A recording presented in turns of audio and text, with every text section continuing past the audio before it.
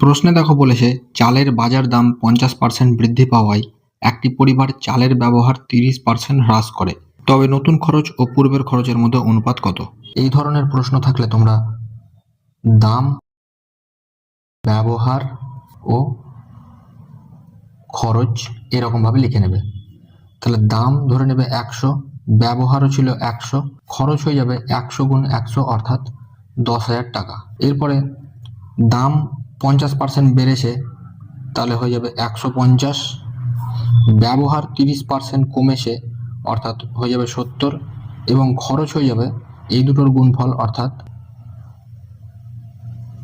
10,500 টাকা।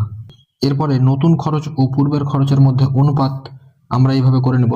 নতুন খরচ হয়ে যাবে 10,500 এবং পূর্বের খরচ হয়ে যাবে 10,000, অতএব এই দুটোর অনুপাত 105:100 সমান 21:20।